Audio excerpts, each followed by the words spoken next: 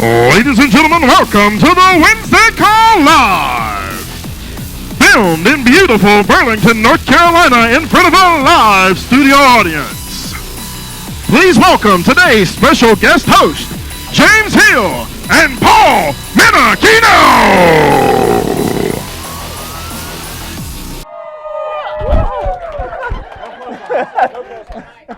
We didn't practice that part. That's right. Terry, What up, Bo? our bank accounts, that's what's up, my friend. That's what's up. How's everybody doing today? I'll tell you what. Let's see here. So, James Hill, Paul Menachino. I don't even know where Andy is right now.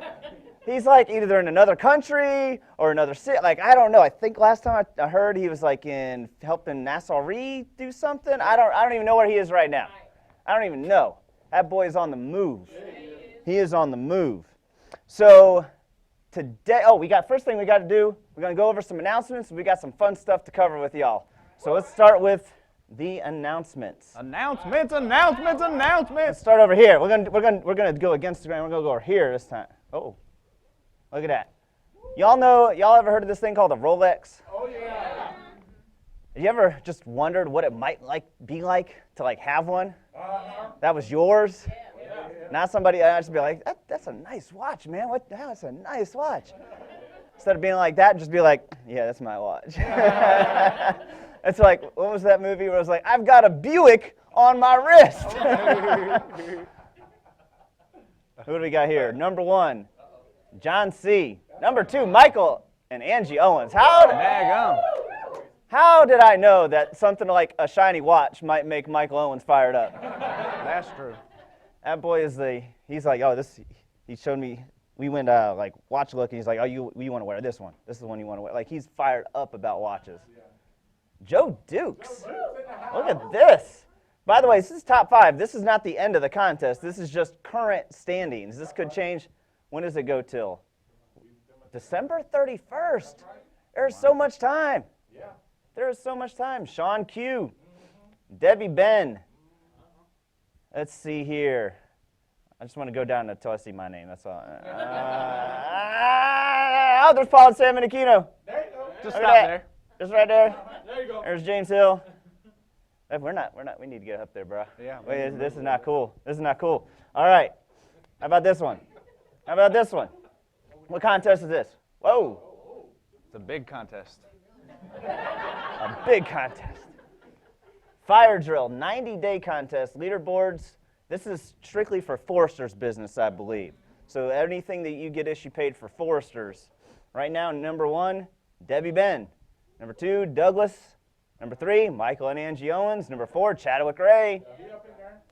Number 5, Jonathan and Megan. Paul Epstein. Lewis.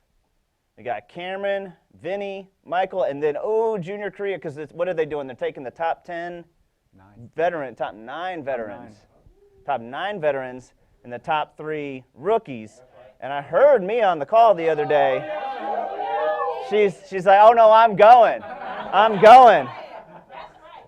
Look how close that is. Hey, Marcus. Come on, Marcus. Come on. I just think it'd be fun. Just to make her sweat a little bit. All right. Let's see here. What's next? Power of 10. So what the Power of 10 is, every time when you first get started with the Alliance, we have this thing called the Power of 10, and we recognize the fact that you hit 10 applications that you actually got paid on. That is a huge milestone. People that hit that milestone with us, they tend to do very well with us. That's just like the tipping point. That's the word I was looking for. That's like a tipping point to where we're on a roll. We got things going. All right. So we got Stephen M. and Adam Katz's group, Drew D. and Mickey Cruz's crew. We got James P. and Sydney and Justin's, Madness and Elle and Terry and Tia Edwards. Is she in the room? No. All right. That's right. If you're on Terry and Tia's team, you got extra cheerleading skills. Gail B. on Andy Riddle's group, and Jake J. and Joseph Duke's group. All right, then let's do the other one first. All right, so this, y'all know about this Alaskan cruise, the Great Alaskan Cruise? So every year, we go on at least one crazy, once-in-a-lifetime, all expense paid cruise. Sometimes it's a cruise, sometimes it's a beach, sometimes it's a historical city, sometimes it's a volcano, sometimes it's a city that's underneath a volcano. Like, at least once a year, we go on at least one crazy trip. So this right now is the one everybody is invited to. You are invited. So we've already got these now. We've got a couple names. Paul. Can I put the stickers up? You can put the stickers up. Who do we got? Who do we got that's new? I just want to tell you guys something. I have 2 kids, and they don't let me play with the stickers. So when I found out I got to put stickers up, I was like, oh, my God. And I know these people, which is really cool. All right. No, you don't. That'd be messed up. You've been around my kids since they couldn't do that. All right, so has officially won the Alaskan Cruise as of today. Junior Korea. All right, I'm gonna stick you up here, bro. I feel like we'll go climb some mountains together. That's right. Look, that thing moves when you push it. You gotta be careful. We got Nathan and Carla Cook. Woo! And you know what's crazy is some of these people, I've only ever hung out with them in other countries. Wow. Like my friends Doug and Lisa Becker. Wow. That's right. That's cool. All right, next week, we're going to get some more names up here. Did we get you last week? Oh, gotcha. And Nathan C. Wow, things can change so quick. Who's this? Steven? That's right. Right Steven, there. you are this close. That's Jan Miller. What is that? No, right here. $62. $62. Hey, one time I missed a trip by $62. Steven, don't be like that. Don't be like that. Jan Miller, right there. Ethan, Joey, Look at that one. Glenn, Paul and Sam Itakino, right there. Wow. The prophet right there. Look at the prophet right there. All right, we got one last one. We got the managers, top managers year to date. Paul Roberts, he's blowing up like Mount Fuji. Andy Riddle, Stephen Davies, Levin Tovai. Yes, Levin The Tovai. Lampy. That's right. Alleman, Fitzgerald, Minerve, Bobby and Eric and Bobby Bell. Oh! Look at that. It's Jan. That's right. 10. Give him 10. Number 10. 10. It's 10. Hey. Some of y'all know where I'm going with that. All right, so we're going to have some fun today, y'all. Yeah, We're going to take a stroll down memory lane. okay. All right, now you be careful. All right, so now you made me think about all the stuff I should talk about, Terry. All right, our topic today is the basics of not being basic. All right, so what's that generation where you're like in between millennial, like not quite a millennial, but not quite a, what's the next one? Gen X. Like I'm like right on the cusp. All right, so there's some things that I know about, like the slang of the young people, and there's some things like I know, like I know who Danny Kaye is, like he's a comedian from like the 50s. So like I have this world, but I have this world on both sides, but I don't have like either. Like you have no idea who Danny Kaye is, do you? No idea. All right, Frank Sinatra? Okay. Have you ever seen the movie The Godfather?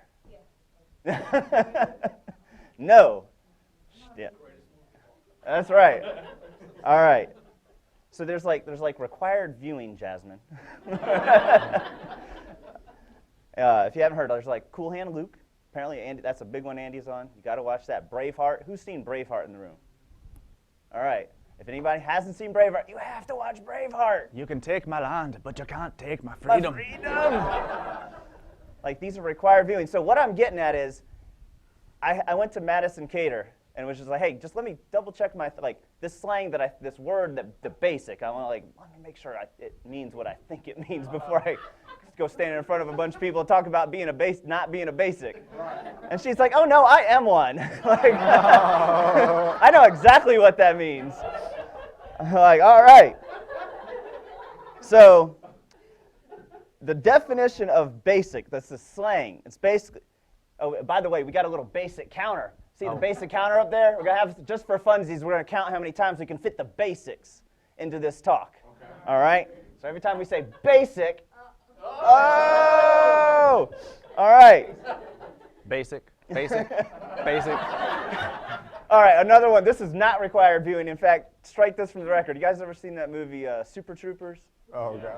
And they're like, I bet I can say meow more times than you. The next time we pull this guy over, and they're like, all right, meow. I need you to get out of the car right meow. All right? So I was like, we could do that with basics. So just for funsies, we've got that up there. But the definition of the slang of basic characterizes someone or something as unoriginal, unexceptional, and mainstream, or only interested in the things mainstream, popular, and trending. Okay? And by the way, Paul and I, this is like very impromptu. Like, we just got told, like, hey, can you guys do the TBOC? We're like, heck yeah, we can. What are we going to do? What are we talking about? That's exactly so what we're going to be going down memory lane. We're going to be talking about a lot of things, and we're going to be interrupting each other, like interjecting into each other constantly. So that's part of the plan, all right? Calm down. So calm down, y'all. Calm down. We love each other. It's That's okay. right. That's right. So unexceptional, mainstream, only interested in things mainstream, popular, and trending. It's Andy Albright is not basic. It's not, he's very unusual. He's very exceptional. He didn't want, so this is one of the craziest things to me, Terry. It blew my mind when I realized this. Like, Andy kind of like skipped over first class. Jane and I, like, we were taking these trips now, and we're like all fired up about riding in first class. All fired up because like past like 10 or so trips, so like we've been on first class. That's awesome. The thing that ticked me off, first class don't mean anything if your jet ain't gonna get there. If you're sitting in first class, but you're sitting on the tarmac or the runway, what do they call it? What the civilians call it? I was in the Marine Corps. I call it the tarmac. Yeah, that's what we talk The plane road. The plane road. The plane road. road. The plane takes off. we Take call off. it. The runway. The runway. it. Thank you. Like, we're in first class, and the jet's not taking off. They're like, yeah, we got to wait in line for everybody else. Andy was like, and then apparently there's this rule where if you stay on the runway for more than 3 hours, they got to turn you around. They can't let you stay in the plane for more than 3 hours without a takeoff. So we're next in line to go to Traverse City to hang out with all the other managers. We're next in line. We'd already been waiting around for like 9-10 hours. Yeah. And they're like, sorry, folks, we got about another 5 minutes before we hit that 3-hour mark. Even though we're next in line legally, we have to turn around and get you to get off the plane. What? I was like, oh, my God. And Andy was, you know Andy, he's just like, you know, bro, just a little richer, he could have borrowed the lines there. He skipped, like, he was in coach doing whatever it took to build his business, to build the alliance, to build this business for us. And it was kind of like overnight, like he went coach, coach, coach, coach, coach, coach, coach. I think I saw him riding first class one time, and the next time he was like, yeah, we're renting a private jet. Like, he just skipped over first class. I want to talk about this a little bit more later. I'm going to get into way more detail about this a little bit more later, but let's put it this way. It was never my dream to own a nicer Honda. Does that make sense? It was never like, you know, one of these days, I'm going to have the top-of-the-line Honda. It's going to feel so good. Now, I love Hondas. The Honda is what I built my business on. That Honda Civic Si I had the stick shift coming out of the steering wheel. Like, I built my business on that. I made my first $250,000 a year riding in a car that had a dent in every single panel. It did. Every single panel. Every panel. I'm getting it worked on right now. And they're like, you know, like, we're going to have to replace every panel. Everything inside of it. Like, basically just the frame is all we're keeping. It's crazy. So, if we do what everybody else did, we'll get what everybody else got. Does that make sense? If I do what my parents did, like my parents are pretty good, and she did the Mary Kay to make extra money on the side, you know, $99,000 a year, 3 kids. If you want to go to college, if anybody wants to go to college, you can't. It's not like they could afford to send me to college. You know, if I want to go to college, I had to do it on my own, right? You know, it does. So if I do what my parents did, I'll get the results that they got. You know, if you're trying to lose weight, if you do what the guy or the gal that's losing weight is doing, you'll probably get the results that they got. There's some things you can control. Like I can't control. It's like, well, that guy's 6'2". If I just do what he did, I'll get what he got. No, I can't change that. So I don't worry about the things that I can't control. What I do worry about is the things that I can control. All right? So these are the things we did to get here. The stories we're going to be talking about, these are the things we did to get here. And the things that we need to do more of, Terry. Because sometimes we get into the swing of things, and then we're like, I'll get more into it. I'll get more into that in a second. I don't want to get out of chronological order. All right. So when Jane and I first got started, we did pretty good. We were doing all right. Hold on. While he tells these stories, guys, don't just listen and be like, that's a good story. Because that'd be cool. But what would be cool is you're like, man, what he did there makes sense as to why he got where he got. Does that make sense? Don't just listen and be like, that sounds good. That's a good story. I do that with movies sometimes, you know.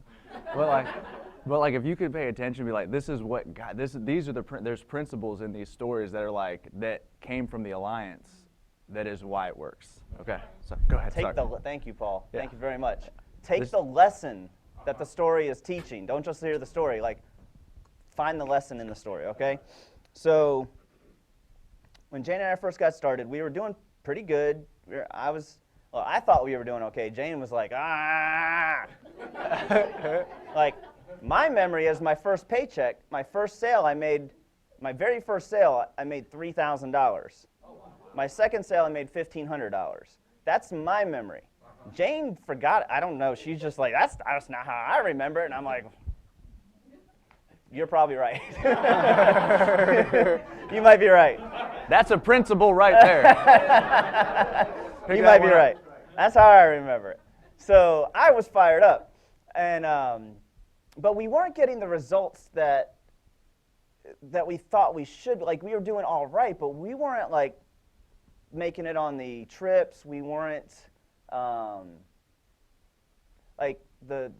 we weren't getting the results of the people that were going on stage. We're like, what is going on? Like, we have a sales background, door-to-door sales background. We think we're reasonably intelligent. Like, what are we missing? What's holding us back?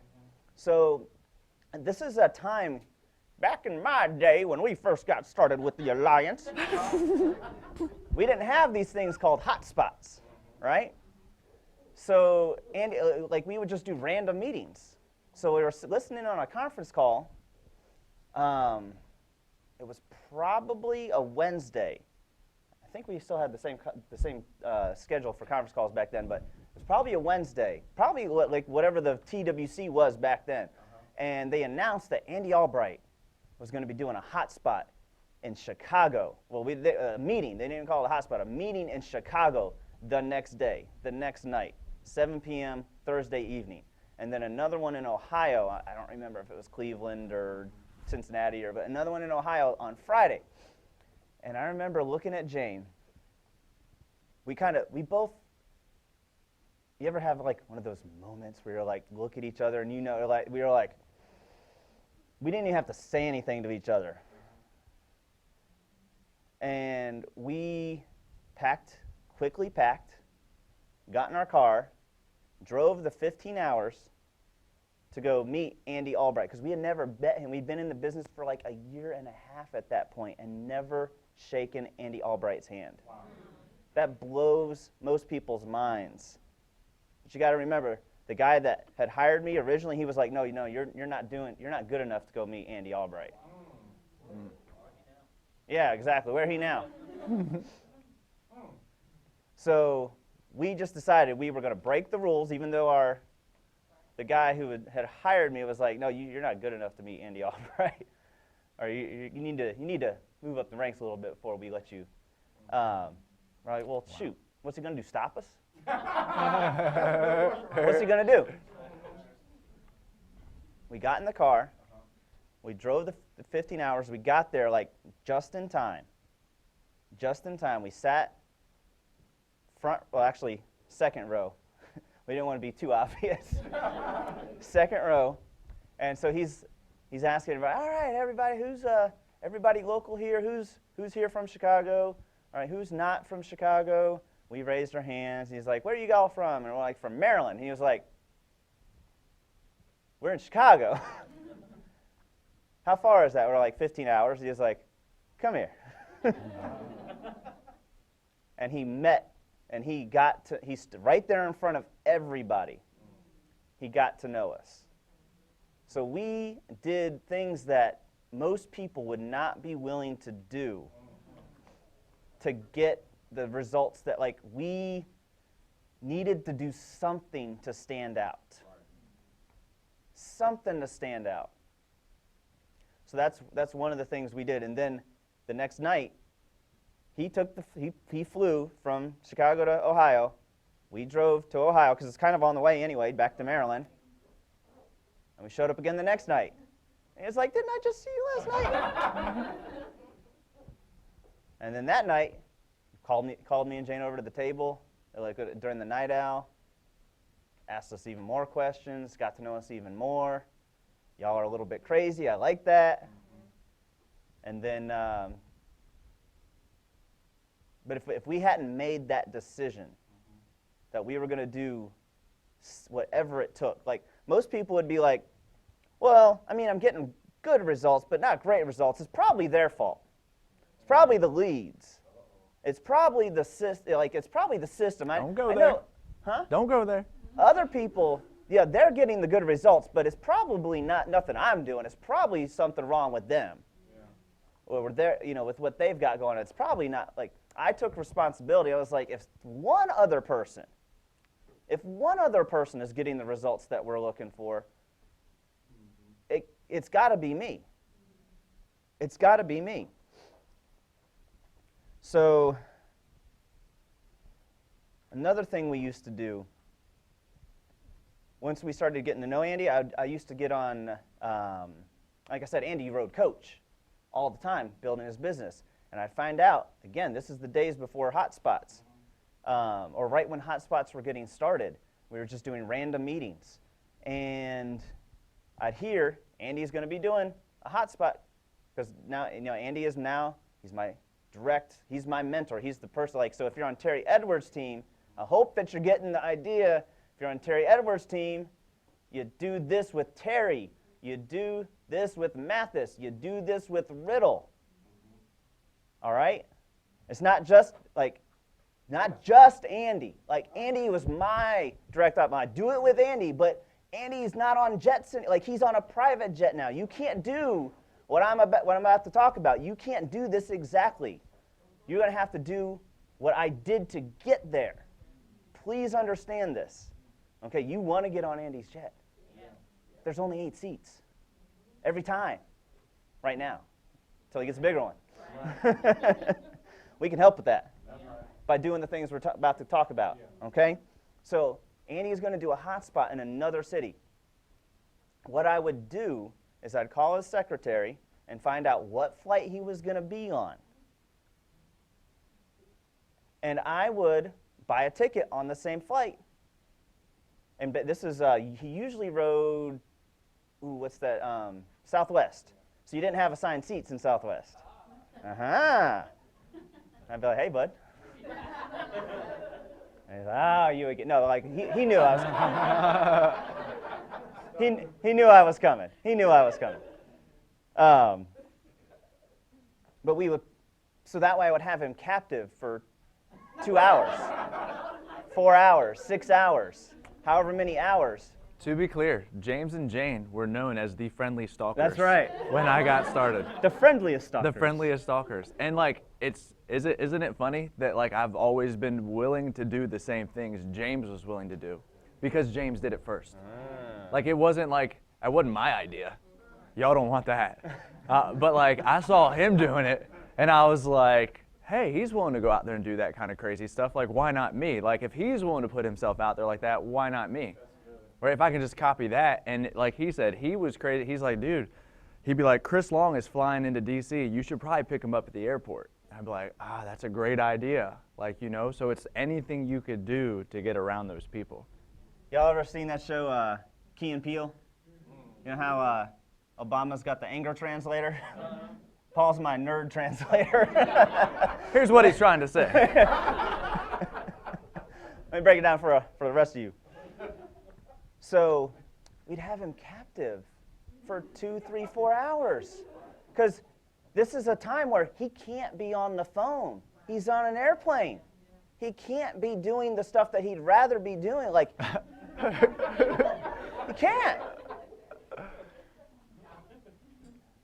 He can't be on the phone. And I'd have a list. I'd have a notebook of questions. Just question after question after question. I would think about it. Like, I'm having this problem, I'm having this problem, I'm having this issue, I'm having this issue. Like, who's better at this than I am? Like, who should I go to learn how to get better at this? Who's best at this? Who's best at that? Who's best at this? You know, like, what book should I be reading right now? And it's 2 hours, 3 hours, 4 hours. And I would do it every 6 weeks or so, 2 months. Wouldn't it be crazy if, when you're flying to New York, if somebody was just like, Paul, hey, can I get on the flight with you and just pick your brain and learn how you do all the things? Like, how are you such a good, like, how are you so consistent? How do you get so many referrals? How do you get the green sheets? That'd be fun. How do you, like, people don't, but James, I don't need to go to Ohio. I don't need to go to New York. I didn't need to go where Andy was going. I didn't need to be there. I would try to have people there to interview when I was there. I would do my darndest. Sometimes I did, sometimes I didn't.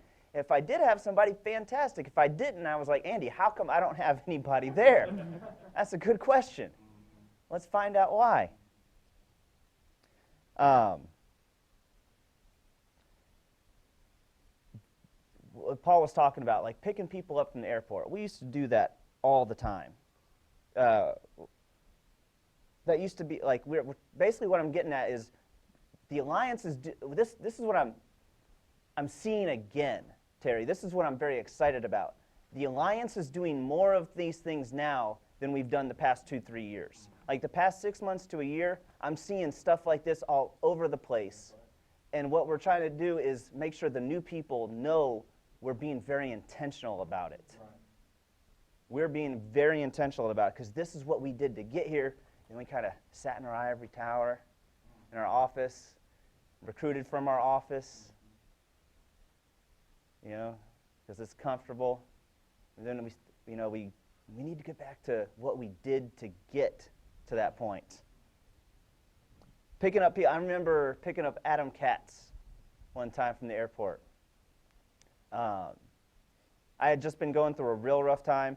So, like, if you want to build your business, you invite people to the hot spot, right? You invite people to get to the local trainings and whatnot. Mm-hmm. If you want to get people there, you need to learn how to promote it. That's right. How to, like, get them excited about going, not just be like, oh, it's an insurance meeting. Yeah, go to the insurance meeting. How exciting does that sound? Right. That's what I was hoping to do on a Tuesday evening, is just go to an insurance meeting. That's what I was hoping you would say. No. We got to promote it. Got to get them excited to go do it. So here's how you do it.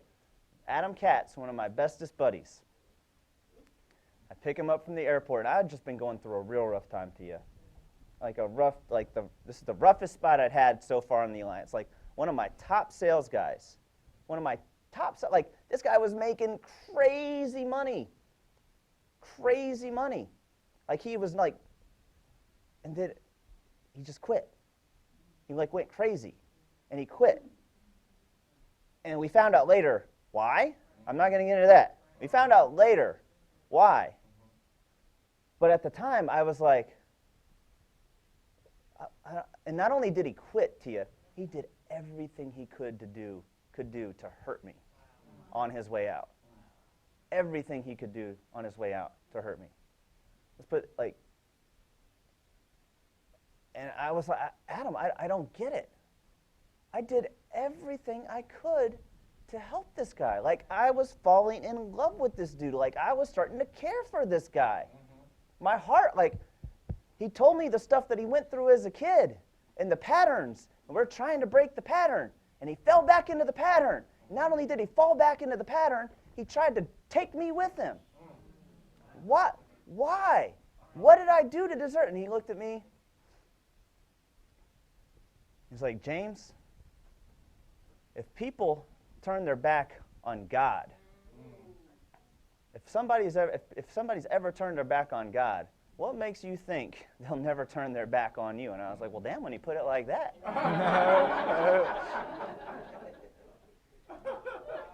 So when I talk to somebody and I'm inviting them to a hotspot with Adam Katz and I tell them that story, how many people out of 10, how many do you think probably show up to go meet this guy, Adam Katz? That's like wise, like most of them. Most of them. Real quick other story about Adam Katz. I just like talking about Adam Katz sometimes. So, you guys see this tie? Yeah. This tie has very special meaning to me. So one of the first times I tried to get a crew, I got a crew down to go, like, I got my brother, my best friend growing up as a teenager, and like 2 or 3 other guys in the car. We filled up a car of 5. And we drove 6 hours, 8 hours. How far is it from Maryland to Atlanta? 8 hours. 8 hours. Yeah. Well, it's 7 hours to get there, and then 3 hours from there to there. You know, you can see the hotel. You can see the hotel, and 4 hours and 4 miles later, you know. But we get down to Atlanta. We put our clothes. You know, we go in the bathroom, we change, and I was fired up because I had just bought the nicest tie. And I was proud of this tie. I was planning on returning it on Tuesday. I was like, if I decide, I'll just keep the tag on the back. That way, if I decide, I can just return it on Tuesday because it was like $100 or something crazy like that. I'd never spent $100 on anything before. And my buddies, now this is 10 years ago now, mind you, or 8 years ago, however long it was, so it's not quite stylish now. But back then, this was like, look, it had Nordstrom and, you know. And I put the suit on. Put the tie on. My friends were like, oh my God, it's a nice tie. Like, I'm trying to impress my buddies that, you know, I'm making money here doing this thing, right? And they pull it on, they're like, their tags on the back, and they look at the price, they're like, oh my God, you spent that much on a tie? I was like, yeah. Yeah, you know, man, I told you we're making money. About 5-10 minutes later, Adam Katz walks up to me. He's like, that is a nice tie, bro. Look at, bro, what is this up? You're not supposed to have that on there. And rips the tag off. And my heart went,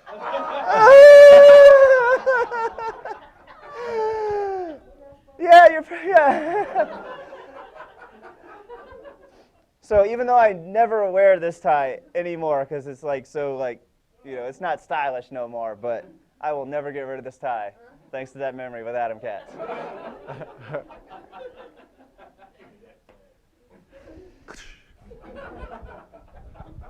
Another principle. Don't rip off everybody else's tags, man. You don't know.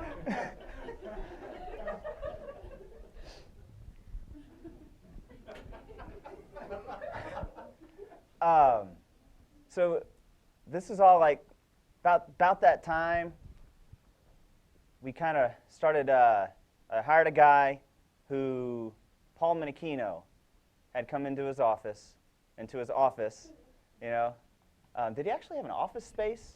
So he used a room in a real estate office, and this guy had a suit on, so he was legit. Seriously, he used this room in that real estate office, and he would rent it for $50 a month off some lady. That was his office. And I was like, when I met him, I was like, this is a real job. Because I had never had one before. Hold on. So kind of, do you want me or do you want to describe the Paul Minichino that walked into that office? All right, so picture this. I had just gotten a haircut, okay? So I have real curly hair about down to here because I just cut it. That's how long it was when I started. And you could put it in a ponytail, like a little bun at the back. And I wore my pants and my shoes from the 8th grade dance because I hadn't grown since then. And I bought a shirt and a $3 tie at the thrift store. That was me on my interview. And I didn't know anything about how the tie was supposed to go right to your belt like this. I don't know what I looked like, dude. But I remember the green shirt. I wore that thing out. I mean, there was no color left in it by the time I was done. Because it was the only nice shirt I had, you know, $3. And I'm not saying that my friends were hippies or anything, but most of them didn't have shoes. Like, you know what I mean? So I was in a place where you might have looked at me and been like, this guy, but I was looking so hard for something. Like, I really was. Like, it didn't matter to me. Like, the fact that, like once I met him and I found out he was making any kind of money, I was like, I'm in on this job. Actually, I called my dad after the interview. I said, you ever heard of Mutual of Omaha? He said, yeah, that's a big company. I was like, they're a real company? I was like, what about mortgage protection? He's like, I bought some on the house on Bluebird Avenue. I was like, you bought this before? He's like, yeah. I was like, you're saying this is a real job. I was selling meat off the back of a truck before that. Right? So I was like, what do you think I should do, Dad? You think I should do? He's like, what else are you going to do? You know, I was his son, the meat man. So he was fired up when I said I was going to get a job. And I was fired up when I found out it was a real job. Like, you know, like it wasn't just some guy in an office, you know? Yeah. Yeah. Absolutely. It blows my mind. So what we did, kind of help me remember this. So that first week, like we met Paul. This guy was like, hey, I got this guy, I think he might be what we're looking for out in Virginia, Winchester. So I live in Maryland, in the Annapolis area, Baltimore area. And Winchester was what, 3 hours? 2.5 hours. 2.5 hours? 2.5 hours. And this guy is like, I think I got a guy that he might be what we're looking for. Would you mind coming out and chatting with him, meeting him? And I was like, sure, man. Yeah, let's do this. 2.5 hours. Because this is like just me just starting to get into the thing of like, you know, if I'm going to build my dream, let's build my dream. 2.5 hours for a lot of people is like, I had driven a lot, but I was trying to be like, I'm the guy now. I don't have to, you know. But thank God I wasn't all the way over there on that side of the fence yet. But so we drive to go meet Paul. We go to his house. I wasn't there. 2.5 hours. I don't even think I told you really what I was doing. I went to West Virginia to drop something off, like a mattress, weird enough, for somebody. And I thought I could make it back in time. You know how like you overplan things? Yeah. I wasn't making it back in time. So they were coming to my house, mind you. He called me on the phone and said, "Hey, I'm going to come to your house." That's what we did. We'd go to people's houses and meet with them and talk to them and see what's going on and see what it looks like in there, and then meet the family and meet the kids and the dog, Shakes. You don't want to miss out on Shakes. That's right. So he drove all that way. He calls me. He said, "Hey man, we're at your house." I was like, "I'm not there. Could you meet me up the road at this other place? It's about halfway between us. It's 45 minutes further up the road." And he's like, "Yeah, absolutely." And you understand that he wasn't necessarily doing it for me. He was doing it for me, but he was doing it for the guy he was helping. Does that make sense? He was helping him build his business and paving the way. And so he drives up there to this restaurant, and I drive there. They had already eaten an appetizer.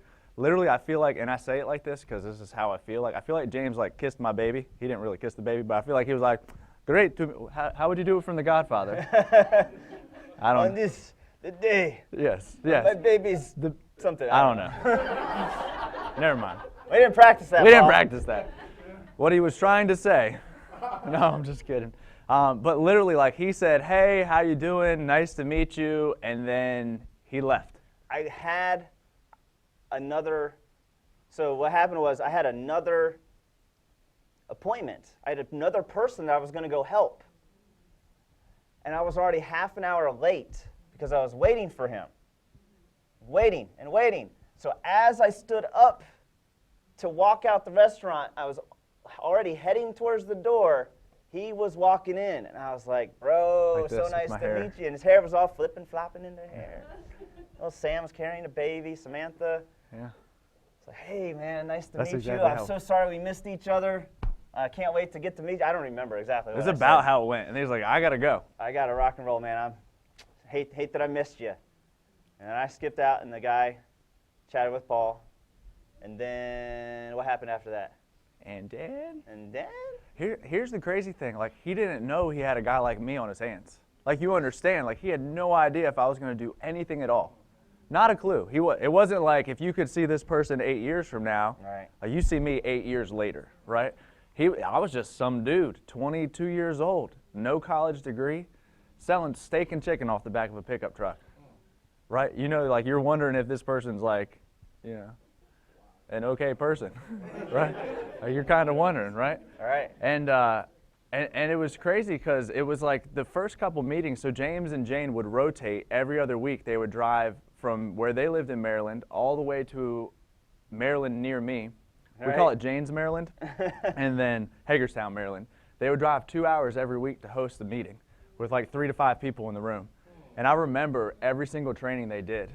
Every single training they did, like the things that you guys taught me. I remember James Hill, he walked into the room one time, and he was like 3 minutes late, okay? And I'm just going to say there was like 5 people. No, there was probably like 10 people in the room. There was probably 8 or 10 people. So there's like 10 people in the room. And he's like apologizing. He's like, I'm so sorry. Like, your number one asset is your time. And I didn't just waste 3 minutes of my time. I wasted 30 minutes of y'all's lives because there's 10 of you times 3. And like, I just remember that being so impactful to me, being like, wow, like, time is that valuable. You know what happened to me the other day, Terry? All right, so we're going on the manager's trip. We're all fired up. And we're going to the manager's trip. And we get there, and we're like at the gate, right? And we're getting ready to get on to fly away, right? I'm on time, I thought.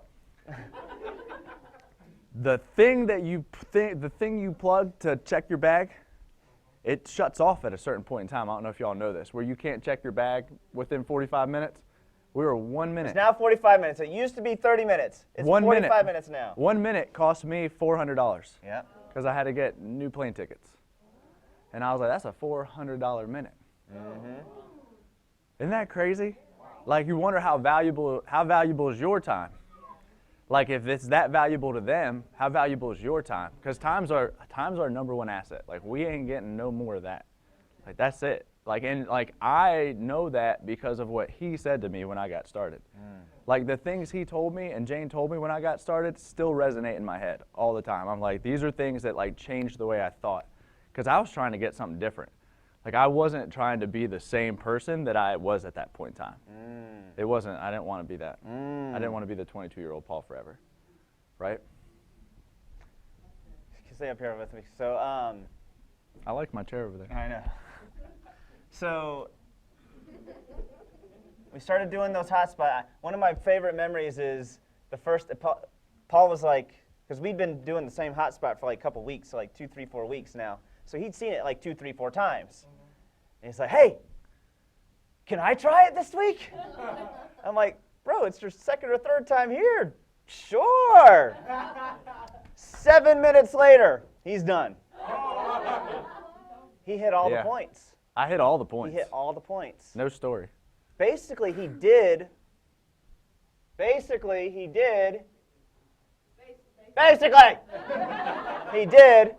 I'm making sure they're on point. He did, like, what he should have done, just keeping it simple. Just keeping it simple. Like, when you're talking to somebody for the first time, when you're sitting, so here's the other thing. We started doing a hotspot. We didn't start doing it. We did a hotspot at his house. Before there was hotspots again. Remember, we didn't call them hotspots. I don't even remember what we called them back then. Get-togethers. Hey, everybody's getting together over at Paul's. for drinks and that something. And we sat in the living room, and we said, this is what we're working on. This is what we're going to be doing. We're going to be selling some insurance, and we're going to be hiring other people to sell insurance, and we're going to be teaching you how to do those same two things. And we told them in 7 minutes, 8 minutes. We didn't do this whole big presentation with the whiteboard and all that kind of stuff. We didn't do all that. There's 3 people in the room. There's 5 people in the room. That's kind of weird. That's kind of weird. Awkward. Awkward.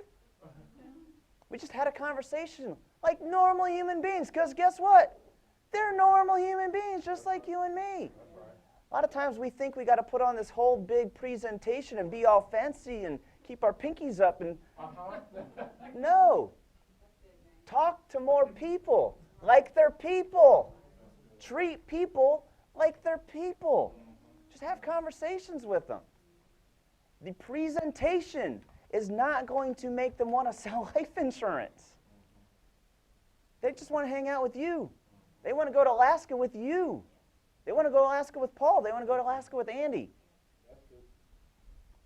So how many meetings did we have at your house getting started?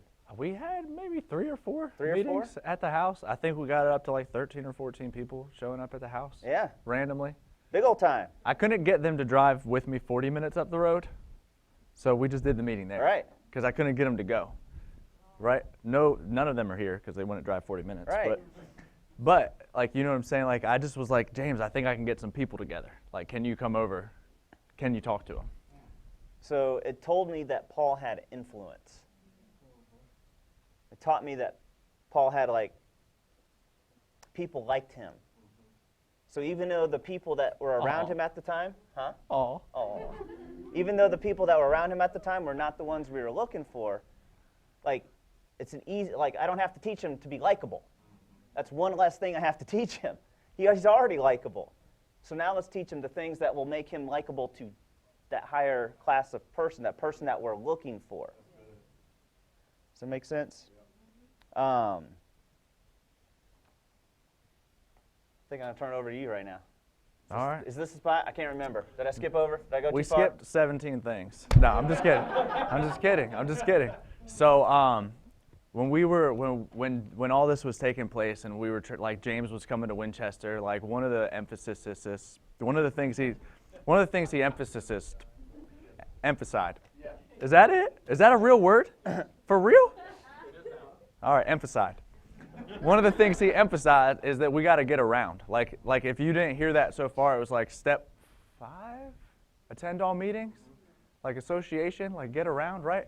And he would be driving down to Burlington, North Carolina. Like he'd be headed here to Burlington, like right here. And he'd be like, do you want to go? I'd be like, yes, I do want to go. Oh, yeah. And so I would drive, I didn't know this until later, but I thought Richmond was on the way to Burlington for me. It's not. It's like an hour out of the way. But like James Hill's like, you want to meet me in Richmond? I was like, absolutely, I want to meet you in Richmond. I'll go to Richmond and meet you, and then we'll drive down to Burlington, North Carolina, right? And that was what we were doing. Like I would drive to Richmond, meet James, and then we would come to Burlington, North Carolina. And no matter what time of day you go through Richmond, there's traffic for some reason. I have no idea. For the new people, what's in Burlington, North Carolina? Oh, that's the headquarters, Burlington, North Carolina. And we were coming down here to get around, to meet Andy Albright. And I didn't know it then, but I started building a friendship with Robbie Kraft, who was like a guy at a desk. Like Robbie Kraft, who now is had a little baby face. Yeah, he did. Yeah, he did. And he still had all the freckles, though. Yeah. But he's the Katz now, the chief of sales. Before Chris Hill had a menagerie of babies. Yeah, he didn't even have a baby. But never mind. Can't go there. So we would drive down, like sometimes we would drive down and we would literally get here at 8 in the morning. So we could be here before it opens, which means we drove through the night to get here. So like I would meet James sometimes at 2 in the morning in Richmond, Virginia, and then finish driving all the way here. Sometimes we would leave in the afternoon. Oh my gosh. Seriously? Wow. Yeah. Thanks. I could have picked a better picture. But yeah. I think that's perfect. I still have that shirt. My daughter loves that shirt. What can I say? I'm an Alliance hippie. It's all out of the bag now. But it's crazy that I don't even know what I'm going to say anymore. It takes a lot to shut me up. So you're making me remember some of these times. Like we're driving down here, and was there one time we like pulled over to sleep, and then I think I was driving. We pulled off to the side. There was like a little parking lot on the side of the road, but it was like right off the road, and we took a little nap. Everybody else is sleeping. I'm in the front seat. I'm driving. Everybody else is back there. And then passed out. And all of a sudden, you kind of know sometimes you kind of wake up halfway, but not really. And you kind of open up your eyes a little bit. And one time, we parked off on the side. Basically, I opened my eyes slightly. And all of a sudden, there's cars coming. I'm on this side of the road. But because I was still halfway between dreaming and being awake, I was like, oh, crap! Thinking I had fallen asleep while driving. Sorry, y'all, I didn't mean to burst your ears. And everybody in the car was like, what? Oh, never mind, go back to sleep. This is why step one is important, because you want a policy. Yes. I'm just saying. When I was driving to Burlington the first time, I was like, I didn't have a policy yet, and I was like, I need life insurance. I'm going to die, and I have a daughter. This is not good. Like, seriously, I had just read the book, and I was freaking out. I was like, Jane, please tell me how to sell myself a policy. Yep. Like, I was like 2 weeks in, and I was like, I don't even know how to sell myself a policy. Which one should I get, you know? And, like, you know what's really crazy cool? You know what I don't even know if you guys did this, but you know what's crazy is you and Jane actually wrote the policy on me, used the commission to buy me leads. Which was fantastic. They were like, we're going to write the policy, we're going to buy you leads with it. And I was like, heck yeah, can I buy two? Like, I'm in. Like, I'm not scared. Like, you know, I was like, yeah, that makes perfect sense to me. Like, why not? She's my agent. We were on just my trying policy. to come up with a way to make it happen. Yeah, they were like, we don't have the cash for leads, but if we sell you a policy, well, I think they had the cash. But, like, still, like, in my head, I'm like, you know, it was crazy. And so, like, we would do that. There was actually a point in time, like, where we would drive to Richmond. We would do interviews in Richmond, host a training in Richmond, then that night drive to Burlington, North Carolina, come back, meet people on the way back, separate our ways, and then go where we were going. That's like what we were doing. I mean, it got so bad that James Hill at one point in time, he was like, dude, I think you need to find something else to do besides riding around with me all the time. It kind of hurt my feelings. What I was trying to say was, I think I have taught you all I can. We got to divide and conquer. That's what he was saying, but that's not how it came out. Yeah. That's why he's the nerd translator. Yeah. It was crazy. And what's really wild about that is, like, my vision for my business at that point in time was local, right? James always said, dude, don't hire somewhere if you ain't willing to go there. If you're not willing to go there and meet them, why are you hiring there? Like, how are you going to keep a person if you're not going to go meet them, right? Like, I was like, that makes perfect sense. Like, how am I going to keep a person if I don't meet them? So I'm going to Richmond. At 3.5 hour radius of where I was, there was ads everywhere. Craigslist, all sorts of crazy people coming back in on that. And so I was one of them. I'm a Craigslist baby. And so, who to? That's right. Craigslist works. Actually, everything works a little bit. If we had the solution, we'd tell you, I promise. But I was hiring in Richmond, right? I hired a guy that was like made $100,000 in the military. I don't know why he got started with me. A captain. He was a captain in the Army, something crazy. And he was like running ads everywhere. He had a bigger vision than me, right? And he started running ads everywhere. So he runs an ad in Tallahassee, Florida. Yep. Tallahassee, Florida, he runs this ad. And he finds this guy, Brendan. Brendan goes to the meeting, and my buddy that's running the meeting, he says, hey man, this guy's super excited. You need to follow up with him like now. He's got 100 people for you to call. Like, you need to get on the phone with him. I said, okay. Let me call him. So I call him because I didn't have many other people to call. So I called him and I was like, hey man, I left a message. I was like, hey man, I heard you made it out. Give me a call back. Let me know how it went. And he didn't call day 1. He didn't call day 2. He didn't call day 3. But he's really excited. On day 4, he calls me back and he's like, dude, we're going to blow this thing up. And he sends me a list of 150 people. Out of nowhere. I'm like, heck yeah. You know I love to dial the phone. I'm a dialing machine. I make 50 dials an hour every hour. I didn't know that back then, but I was still fired up. I was like, oh, I'm going to dial this list because I'm on a mission to build my business. I'm either going to call Craig's list or Bren's list. I'll call Bren's list because at least he might know them. And so I start calling through these. I call, dial, and some people are interested, some people aren't. It didn't really matter. Some were, some won't, so what? And I kept calling, and I get to the J's. And I called Justin Miami on the phone. And I call him and I say, hey man, this is Paul Minichino. You don't know me, but I know your buddy Brendan Kenny. Do you know who I'm talking about? And he goes, no, I really have no idea. That's weird. I'm going to give him your number so you guys can figure out how you know each other because he thought you might be interested in making some money. So I'll have him give you a call back. We can figure it out. He goes, whoa. What are y'all doing to make money? And I was like, well, we're doing this insurance thing. We're looking for part-time, full-time salespeople. You make $300 to $500 a pop, and then you can hire other people and build a team and move into like a management type of position. I don't know, is that something you're interested in? He goes, yeah, I could probably do that. I was like, well, cool. Let's figure out how you know Brendan. So Brendan's high school best friend moved to Miami, okay, and then Brendan went down there one time to visit his best friend. His best friend was college roommates with Justin Balick. And they met one time. He didn't go through his phone and say, don't call this person, I don't know who that is. Don't call that person, I don't know who that is. I haven't talked to them in 10 years. Don't call them. He gave me the list. And you know what I did? I called it. I'm the guy that called Justin. Like, I called Justin. Too in depth, I called Justin. Okay, so I called Justin, and they figured out how they knew each other, and he was like, dude, can I really make money doing this? That's what he said to me. I said, one of two things. 100% certainty. If you don't make money, either you're not working or I will shoot myself in the head. Because I know it's impossible not to make money here if you're working. I ain't shooting myself in no head, baby. I'm not big on saying things that I can't back up, you know? Because I wasn't backing that one. You know. And like, you know, I just, me being as crazy fanatical as I was fired up and knew this worked. I mean, I was selling insurance and making money. Like, if you saw my team drawn back then, my whole team was doing about 20,000, and I was like 16 to 18 of it. Yeah. You know what I mean? Like, I was the team, right? And I'd always tell Justin, I'd be like, you know, I produced your whole team, bro. He'd be like, whatever. He kept saying that too.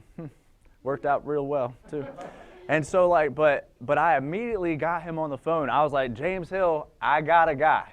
I don't know if he's in. I got two guys actually. I was like, dude, I got two guys in Florida. They're fired up. They sound good. They talk good. They talk in the good game. Like they're saying they're going to blow it up and we're going to get rich. And I was fired up about it. I was like, we are going to get rich. Like, and I just started talking to him. And our national convention, this was in July. 7 years, it's coming up on 7 years ago now. Yeah, maybe. It's been a while. So we talked to Justin. 2 weeks later is our national. I'm afraid what's going to pop up on this board now. Y'all look over there. What could be back there? And James is like, what did you say? How did that even happen? You were like, do y'all want to come to the event? I don't think I asked him to come. Honestly, I don't remember. Jeez. I think I was just talking to him, and it was coming up, and I was like, I don't remember. Like, hey, if I can get you up here, like, would you come? Yeah. And he said, I don't have any money. He said, I would love to come, but I don't have any money. He said, well, what if you didn't have to pay for a ticket? He said, I could do that, but I don't have any way to get there. He said, well, what if I came and got you and brought you? Would you come? And Justin Balick was crazy enough to say yes. He said yes. Okay, now here's the key, y'all, because a lot of people are hearing, oh, they don't have any money. They don't have, like, I'm going to start buying everybody's ticket and paying for everybody. Wait, whoa. That's not what we're saying. That's not what we're saying. What happened was, oh, it's a lot lighter than I thought it would be. I was like, yeah! That's right. This is Alliance. Can you grab Alliance Alice? Yeah. Grab Alliance Alice. So this is Alliance Aiden. There we go.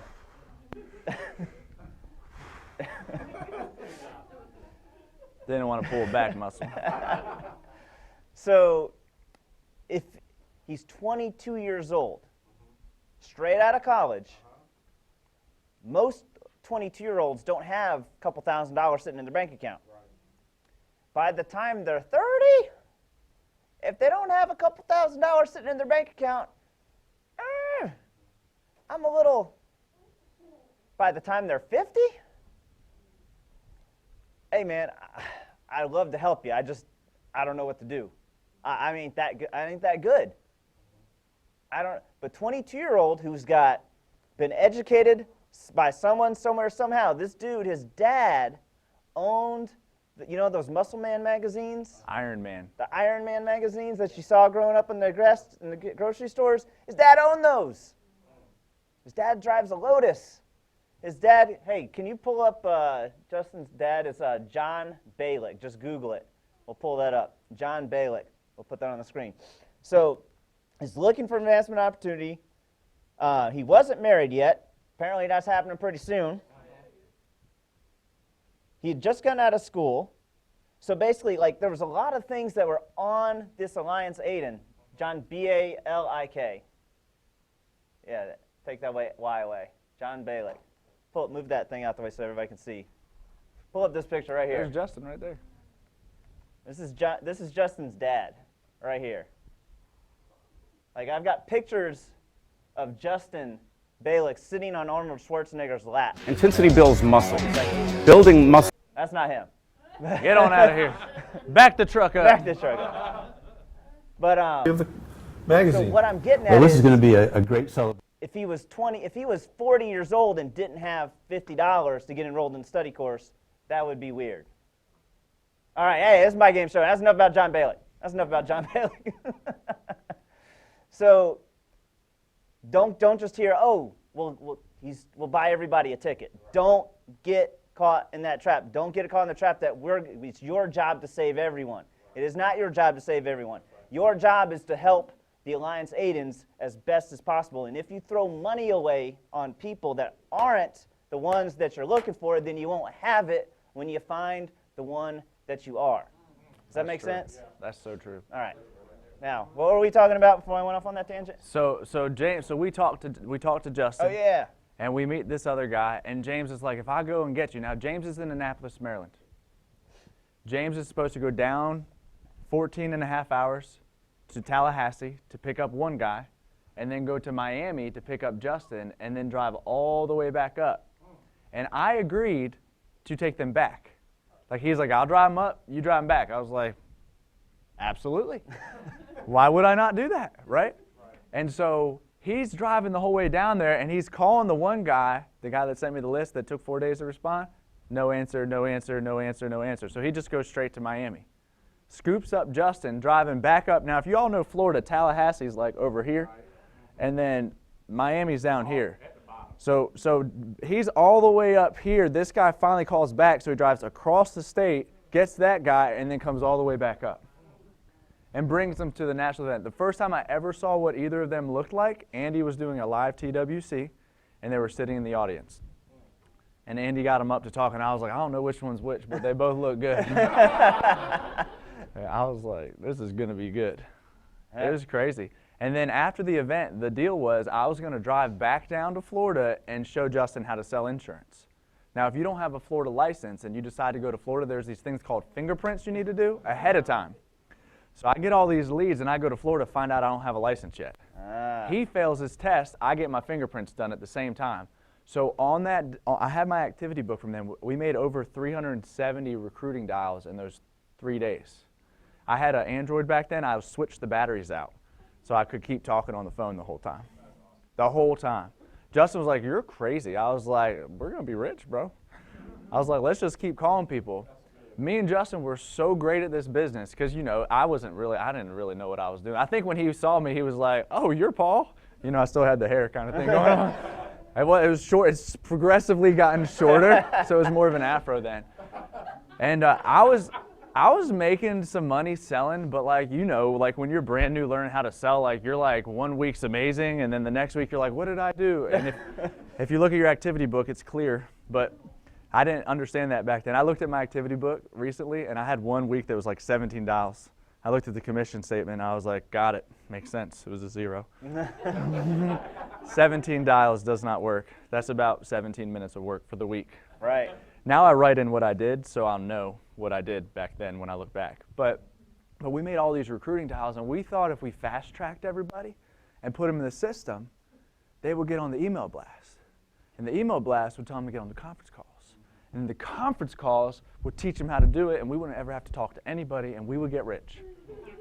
So none of those people got started. Yeah. But you know what we did do? We learned a lot. Mm-hmm. He learned how to talk to people. He just didn't learn how to follow up. You know what I mean? You learn these things in sections. You got first book the appointment, then go to the house, and then figure out how to get them to show up at the house. Like, you know what I mean? Like, when they show up, I'm like, yes, I did good. When they don't show up, I'm like, ah! So but that's what we did. And so it was crazy because actually Miles Gatos still has the voicemail that I left him when I called him that time. I still say the exact same thing. It's the crazy, he's like, it sounds just like me. I was like, that sounds just like me. He's like, it is you. But it's crazy because, Miles didn't return the call and didn't get started. But 2 years later, weird enough, him and Justin started hanging out again and hanging out and doing stuff together, and then Miles got started. So it's like when you build friendships, you build DM-ships. Mm-hmm. Say that again. When you build friendships, you build DM-ships, which is district managers. Seriously, because the reason I'm here is because we love James and Jane. You guys is the reason that we kept coming around. We're like, these guys are pretty cool. I like hanging out with them. I could travel with these guys. I like kind of how nerdy he is. And Sam loves how nerdy he is. I was like, this is cool. I got two nerds together. We got so fired up. She posted somewhere, she's like, the new Malcolm Gladwell book is coming out. And when Jane and I found out the new Malcolm Gladwell, we haven't read the book. We don't know if we're supposed to promote it or anything. It could be horrible. I have no idea. But Malcolm Gladwell is one of our favorite authors. He wrote The Tipping Point, The Outliers, Blink, all the books that Andy's like, hey, you should read this book, you should read this book. Me and Jane love this guy. So Sam posted somewhere new Malcolm Gladwell book's coming out, and Jane and I looked at each other oh! We're that nerdy, we're excited about the next, scientific journal that's coming out from this guy, Malcolm Gladwell. I struggle with those ones. Could you just get to the point? There's a lot of science in here. Just tell me a story. I like stories, seriously. If it's a storybook, I'm on it. I try to get something from it, I think the point we're trying to make here is we didn't know what the heck we were doing. We didn't know what we were doing. We were just doing what we were taught. Because like Paul was just saying, you got to learn it in sections. A lot of what catches a lot of people, what holds a lot of people back is it would be weird if you walked into class at school, they said, all right, what we're going to do today, children in kindergarten, we're going to go ahead and start talking about calculus. Because you know how a lot of times people are like, well, I need to know everything before I run my first appointment, James. You don't seem to understand. I need to know more so I don't look foolish. And I'm like, you're looking foolish right now because you want me to teach you calculus before you've learned ABCs and 1, 2, 3s. Mm-hmm. I need to teach you ABC 1, 2, 3 before we teach you calculus. But I need to know more. I do too. I'm going to teach you ABC 1, 2, 3. Here's your homework assignment. Go practice ABCs 1, 2, 3s. Go make 15 dials. Go make 30 dials. Go practice 10. Go sit down with 10 people that you know and love that will let you practice with them before we get you $3,000, $5,000 worth of advertising.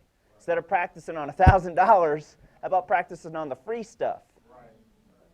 Well, I don't want to sell to friends and my family. I didn't say sell to friends and family. I said practice. That's what you said. I said practice. But you want me to sell them? I said to practice. Practice with your wife. Practice with your 2-year-old. Practice with somebody. How about we learn how to run a quote? Yeah. Okay. How about we run? Let's do all this fictitious stuff and make up. How about you just go sit down with a few people and let's run quotes for them. Yeah. And you can go through the ATM, and if they think they want it, cool. Here's what you don't do.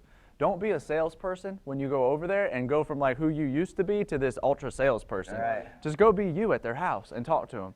I want to say like one of the biggest, weirdest things I did getting started was I became this salesperson Paul. Like versus like the more me I've become as I sell, the more people like me. Like it's so much easier to just be me, you know, versus trying to be this guy. I wore even nice shoes when I went on my appointments. Insurance. Yeah, but it's like I have a license. I have a license. Activity. 2 weeks now. Activity will always outweigh talent. Yes. Every day of the week. I don't care who you are. Paul Vanthoff is crushing it with us. Him and Rachel. Actually, Paul and Rachel Vanthoff just got married on Saturday. Let's give it up for them. Yeah. And you know when he got started with us, you know what he told me why he wanted to get started? He needed to make a little extra money so he could buy a wedding ring. Yep. That's why he got started with us. And guess what he did? He made some money and he done bought a ring. That's right. And he done put a ring on it. They're on their honeymoon right now. And what's crazy is I told him, I was like, dude, I promise you this. I was like, if you outwork me, if you make more dials and you run more appointments than me, you will outproduce me every single day of the week. And he's whooping me on the board by a little bit. By a little bit. But he done said something about it the other day, and I was like, don't mess with me. I'll get to work in a heartbeat. Yeah, but it was crazy because and if we look at the numbers, if you just look at the numbers, he ran more appointments than me. If you look at the numbers, he's in the top 25 on the leaderboards. He's ran more appointments than most of the other people. That's it.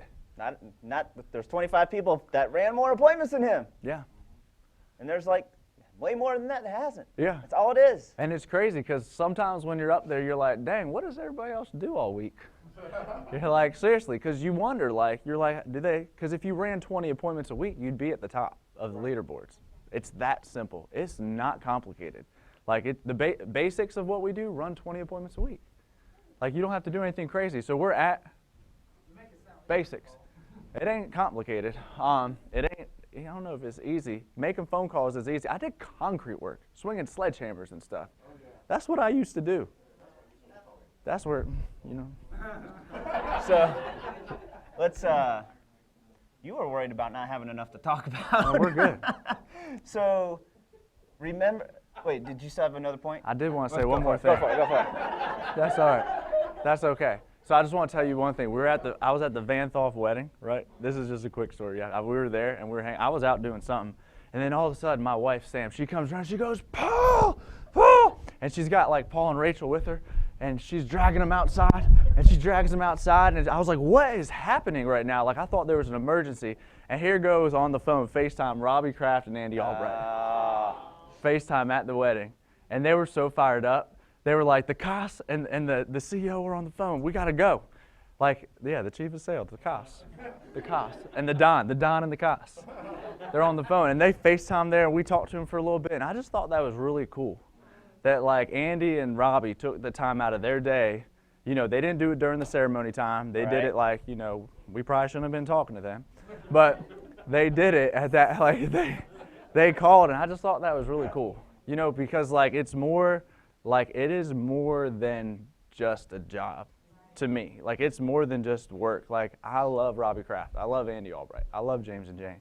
And building those relationships, and having Paul and Rachel as part of that relationship now, it just gets me fired up every day. When I have a bad day, you know what I do? I pull up Paul Vanthoff's commission statement. I'm just all right, I guess it works. You know what I mean? Because I'll look at it and be like, Joker was making no money before, and now he's got commas every week. That's right. Sometimes they're, you know what I mean? I'm that's getting pretty good right there. It took me way longer to get to those kind of commas, But it's the system. If it wasn't for, come back over here. If it wasn't for going through what he was willing to go through to become the type of person that he needed to become to attract, they're a sharp young couple. We went up and met his family.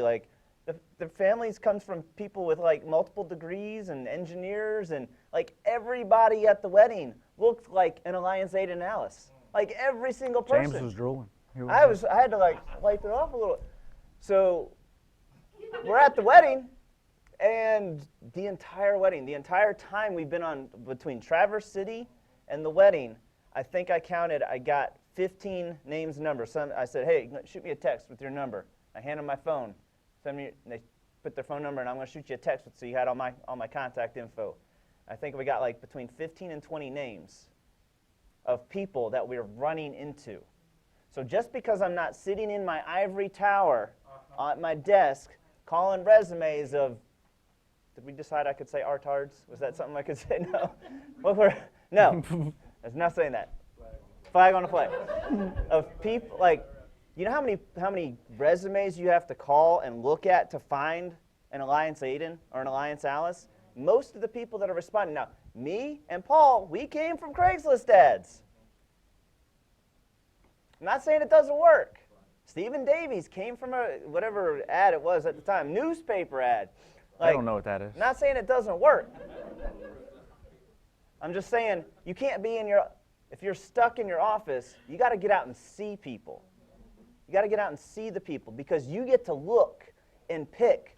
Justin and Sydney are on the airplane last night coming back from California, and the steward, the flight attendant, is joking around and laughing, and they're like, I like him.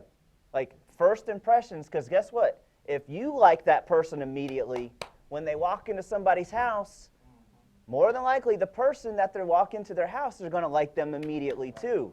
If you dislike the person the first time you meet, they're like, does this make sense? Yeah. So instead of getting what comes to you, get what you're looking for. Instead of just having them send the resumes of the people that like, I don't like that one, don't like that one, don't like that one, don't like that one. But shoot, you got nothing else to do that day. Call them. Find the diamond in the rough. Find the James Hill. Find the Paul Minichino. But the only reason we have Jane Hill is because she knew me. That's right. So you find, she's the one with the 3 degrees, you know? So Justin and Sydney, they got this guy's phone number last night. He's already fired up. While we were at the wedding, we got 15, 20 names of people. And Paul's brother did the best man speech and told everybody they should join the Alliance. It was good. That was good. I was like, this is awesome. Like, it's almost like we prepped him for it. He was good. So we've called a couple of them. Now here's the key. It's kind of like getting ERSs. I know a lot of people, they get the referrals, and they get referrals, and they get referrals. They're really good at getting referrals. If you want to get you got to call them. Well, James, how does it work out? Like, we'll find out. We don't know. Just like Justin Balick, when we first sat with him, the first talk to him, we have no idea. 8 years later, we had no idea. We had no idea Paul Minichino was going to become the Paul Minichino. We didn't know. So you don't know. We don't know. We'll find out. A couple weeks, couple months, couple years. Right now we're just planting seeds. But here's what I'm getting at. If we all turned that on, just started chatting with people. Sometimes you do the, hey, how do I know you? I was asking Andy questions about this at dinner in Traverse City. They're like, how do you do that? He's like, I used to suck at it, man. He's like, back in the day, I didn't know how to do it. I did it about 1,000 times, and that's how I got good at it. So I haven't learned how to just walk up to random strangers and start a conversation. But in everyday conversation, the person that cuts my hair, the dentist, the lady in the waiting room sitting next to me, I can have casual. I wasn't the guy that picked up girls at the club, let's put it that way. That was never something that, James Hill was like. But I was more like a fungus. Like, I'd grow on you. I'm a fun guy.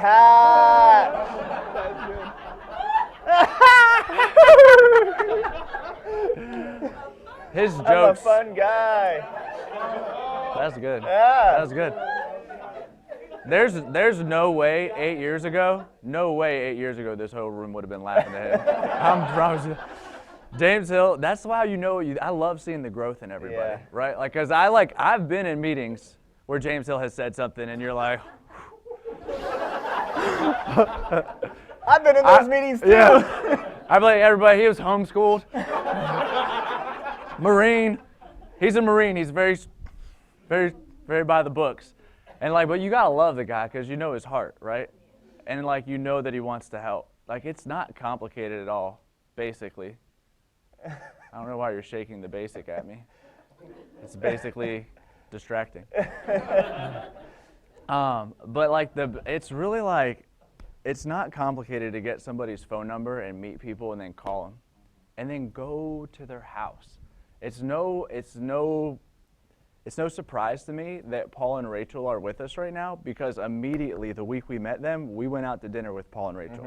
Like me and Sam went out to dinner with Paul and Rachel. It's not a surprise to me that John Padilla is on Paul and Rachel's team, because Paul and Rachel immediately went out to dinner with John and Aaron. Like, and it's not a surprise because then we did it too. And then I'm like, James and Jane, y'all go talk to them and hang out with them. And they're easy to get along with, right? And it's like when you build that relationship and you actually want to hang out with them, right? Like, I will tell you this, it's like the people that live close to you, sometimes you gotta like treat them like they're further away, meaning you can't hang out with them all the time. Yeah. Because if you hang out with them too much, you might lose a little bit of that allure. Like James Hill lived far enough away from me, but yet close enough, and we hung out enough, but not too much to where we didn't quite annoy each other. Yeah. Like I'm 100% certain that like if I lived close to some people, like if me and Justin lived right next to each other when we first got started, we probably would have not liked each other quite as much.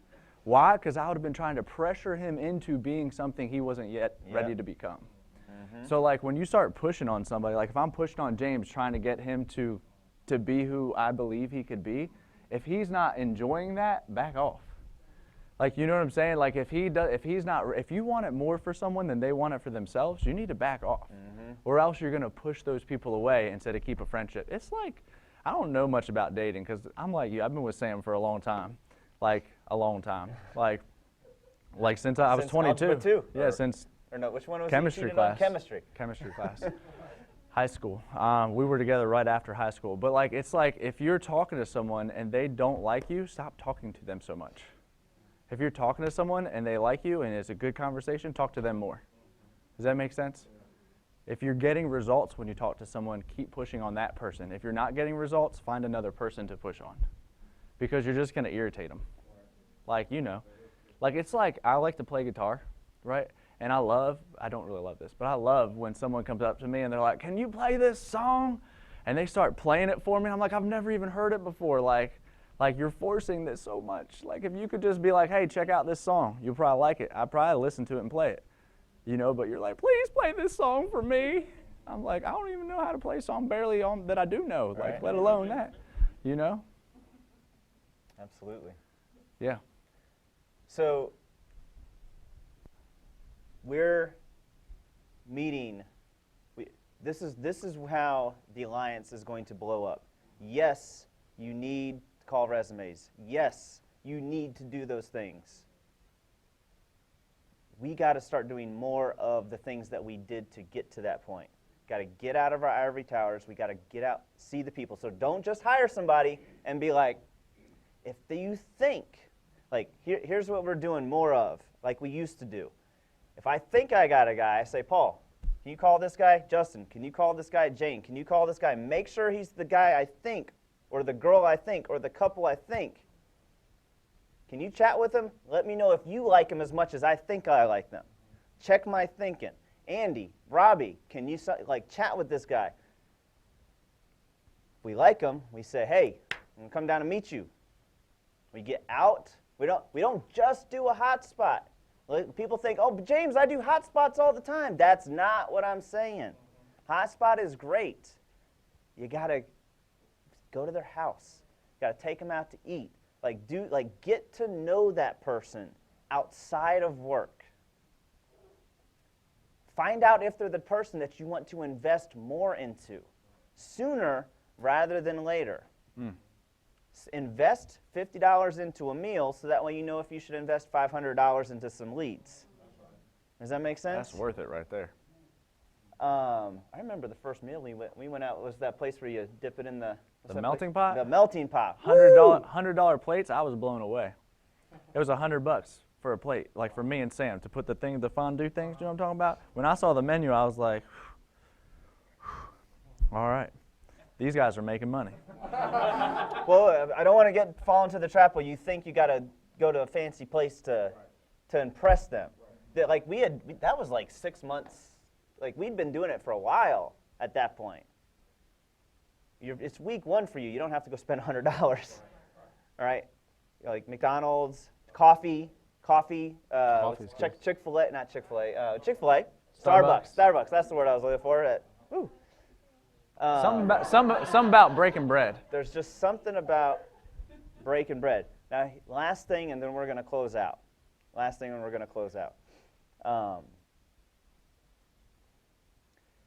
All this stuff that we're talking about, it all sounds like heroic, right? It all sounds like, oh, these are big, I got to go to where they are. I'm going to travel, and I'm going to do all these things. Here's what a hero does. Where were you last week? Michigan, I think. What day did you come home? Because we were in Michigan for the managers meeting, right? I was in Michigan Monday through Thursday. Then I was in New York Thursday through Sunday at the wedding. The Van Thoff wedding. Yeah. And then came home, got in a car, drove back to New York City, different part of New York. Did a meeting there on Monday night. Drove back, didn't go home, went straight to run appointments all Tuesday afternoon and evening. Went home last night, prepped food for 2 days, and then left this morning at 6 o'clock. Okay. Come here. Just because he was on a trip, he still got bills to pay. That's right. Just because he had a wedding to go to, he still got bills to pay. Just because he's going to come do the TWC, he's still got bills to pay. Coming and doing a hotspot, coming and doing the TWC, that's not doing the do. That's not, like, he made the phone calls, ran appointments, made some money to pay his bills so he could afford to do all those things he just talked about. Because a lot of times people, they're like, I'm going to come spend 3 days with you, James. Awesome. The 2 days beforehand, they do nothing because it takes 2 days to pack, apparently. And then when they get home, they need a vacation from their vacation. You know what I'm talking about? So now instead of spending 3 days with me, they've spent a week of not paying their bills. And they're like, James, I didn't make no money last week. Well, how many phone calls did you make? Well, I was busy. You ain't as busy as my hero, my boy right here. Be the hero of your own story. Be the hero. We get so fired up when we watch these movies of this person who's willing to do whatever it takes. We get so fired up, we're like, that's my boy right there. Man, how about, can we just do one thing that will get us closer to the goal, the dream that we say, the things that we say we want? What's the one thing we can do today to get us one step closer? So that way you can start building the discipline. Because I promise you, 8 years ago when Paul first got started, no way. He would not have done that. No way. I took a week off. There's no way he would have done that. I would have. I'd have been that guy. He's built the muscle. He's built the discipline to be able to do that. Again. Y'all, anything else? That's it. Y'all, we done. have had an absolute blast. We basically only whoa! What happened there? Y'all, thank you so much, Andy, for allowing us to be able to talk to the people, the masses, the Alliance. I hope it helps. If we helped one person today, if one person got something out of this that can change their life, then it was all worth it. Thank you guys very much. We'll see you on the next one. Keep moving forward, y'all. Woo!